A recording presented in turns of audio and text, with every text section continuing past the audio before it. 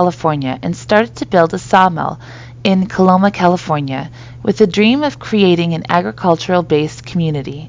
Little did Sutter know that his simple endeavor to build a mill would result in worldwide attention and cause the largest mass migration in U.S. history. Sutter hired James Wilson Marshall to build the mill.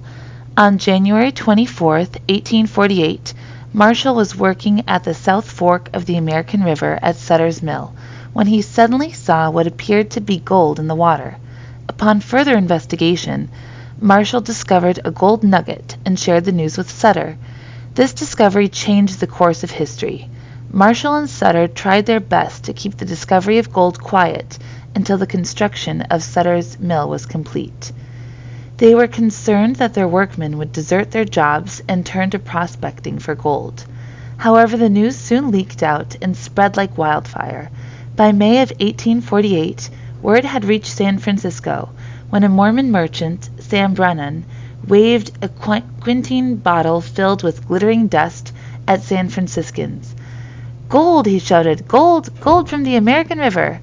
Within days, half the city's population had departed. One of the men who worked with Marshall, James S. Brown, recounts in his written memoirs, "Just when we had got partly to work, here came Mr. Marshall, with his old wool hat in hand, and stopped within 6 or 8 yards of the saw pit, and exclaimed, 'Boys, I got her now!'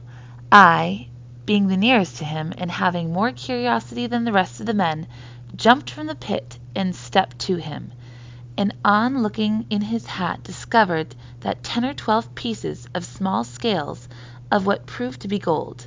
I picked up the largest piece, worth about 50 cents, and tested it with my teeth.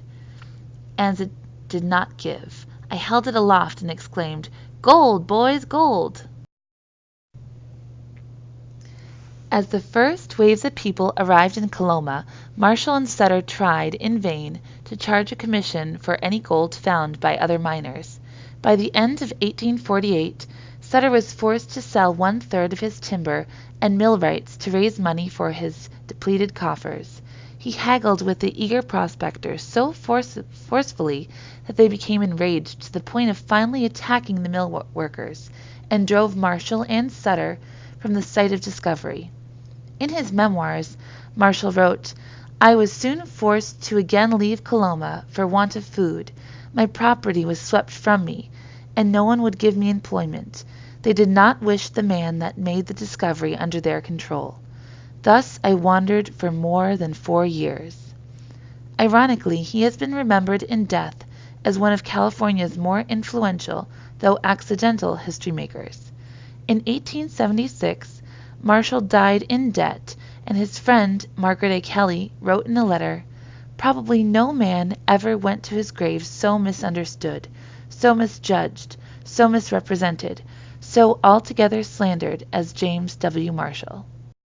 1949, and newspapers coined the term "gold fever" to describe the droves of men who went to California. Most prospectors who came did not strike it rich in the gold fields and returned home. Those who stayed contributed to California's unprecedented, rapid statehood, commercial, agricultural, and industrial development. The gold rush was dominated by men. In 1852, 92% of the gold mining population was male. The majority of the men who traveled to find gold came with very little and relied on the opportunity to strike it rich. The men who traveled to find their wealth were dubbed the 49ers, after the year they left home to make their way to California. The 49ers were such an influential group in the founding of California that their adventurous and courageous spirit lives on in the San Francisco 49ers football team. The first wave of prospectors were mostly from Oregon and Hawaii. This endeavor was not an easy process, and there were many men who left with less than what they came with and lived in trying conditions. As John Kincaid wrote to his family back home in September of 1850, "I am lonesome in this cold, dark, rainy night. I have wet blankets to sleep in. I would give an ounce to crawl into my old bed at home and remain there until morning. It would feel good to feel dry and safe. My feet are wet, my back is wet, and I am not well." While many of the men who traveled to California to find gold were from the United States, there was a substantial foreign population. Those from outside of the U.S. had a different experience than that of their white American counterparts. The migrants from China, slaves, and those from South America all faced a racist environment. In 1850, more than 25% of the population in California was born outside of the United States. 3 years into the gold rush, there were 25,000 immigrants from China. They were unwanted and often tormented in the mining camps. In order to stop the continuous arrival of Chinese miners, the California legislature passed the Foreign Miners Tax of 1850. This tax was a monthly fee that all non-citizens had to pay in order to mine for gold. The tax was $20 per month, equivalent to $500 today. Eventually, the tax was repealed and replaced by a $2 monthly tax, equivalent to $80 today. During the gold rush, the U.S. was in the midst of a national reckoning about the country's future regarding the laws of slavery. California joined the Union as a free state, although there are conflicting reports regarding why California joined the Union as one. They did not extend civil rights to African Americans or Native Americans. California was an anti-slavery state, however, it was not an anti-racist state. California passed the 1852 Anti-Fugitive Law that allowed for slave owners to enter the state and reclaim their property. Miners were aggressive towards slave owners who brought slaves to mine for gold.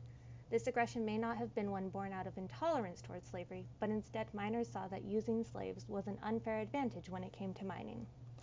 There was a population that attempted to free and aid slaves who were in the mines and fought for the idea that gold belonged to the man who found it.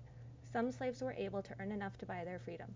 However, this tale of triumph is one that is surrounded by the tragedy of slaves who are horribly treated by the slave owners and the other miners in the area.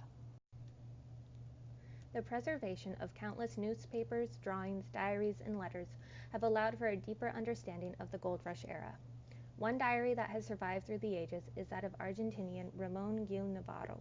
Ramon was a political exile living in Chile when he joined a mining company and made his way to California in search of riches and possibilities. Through his travel, Ramon was able to explore a new land and meet new people. His diary illustrates a time of hardship, but also one of great admiration for the people who had traveled far and wide for the mere prospect of changing their lives. His excitement is best understood through an entry from 1849 that he wrote while in Chile. I am going to California. Everyone has heard about California. This entire society, from the wisest of the wise to the most rustic hillbilly, has been talking about California. The friars at church talk about its gold, and on walks, in drawing rooms, and even while praying, people ask the Lord for a safe trip up there. I believe that for centuries there has not been anything that has obsessed everyone all over the world as much as California. They say so much about that far-off land that my diary, even if it were to be completely filled, could never contain all the news that reaches us all the time from that remote land. Summing it up, they say that everyone who gets there can make his fortune. Then fine, that is where I am going.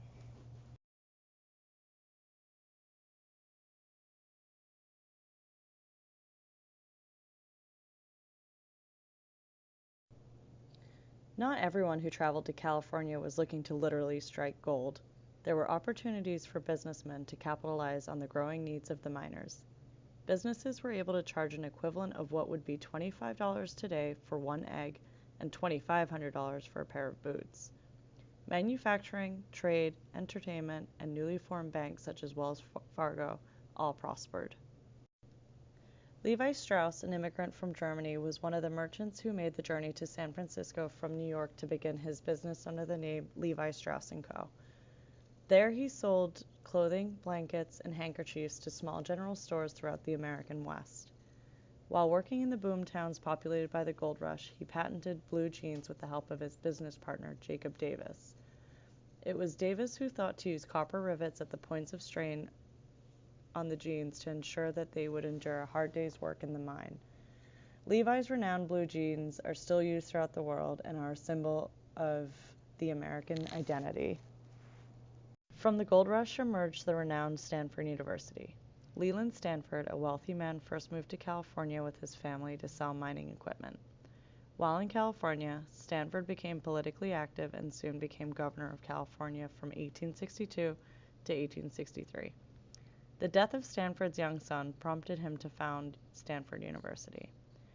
Leland Stanford, along with Mark Hopkism, Collins Huntington, and Charles Crocker, known as the Big Four, planned and constructed the eastbound section of the Transcontinental Railroad. Stanford was instrumental in obtaining massive state investments in land grants for the railroad project. The Transcontinental Railroad, a train line that connected the east to the west in San Francisco, provided further validation that it was a dominant western city.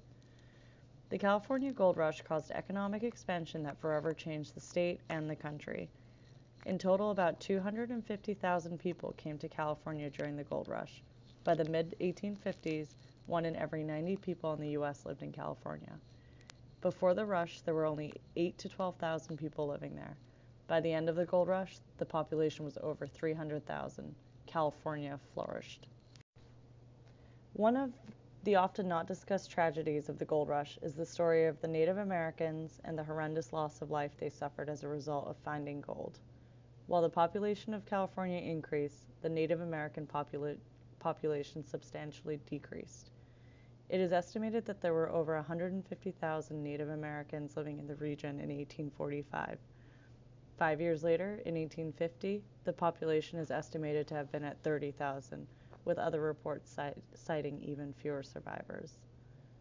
People mining for gold killed Native Americans, and many Native Americans succumbed to disease brought by the miners.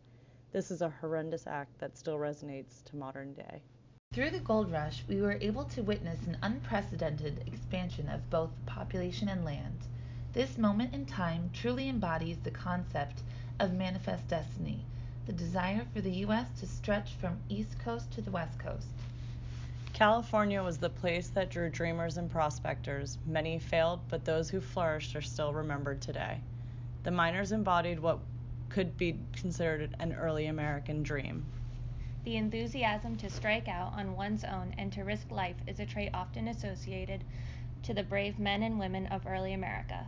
The gold rush can be understood as a time that did not separate the vast country of the U.S., but instead through discovery and innovation, the West and the East were finally joined, leading the way to a unified country.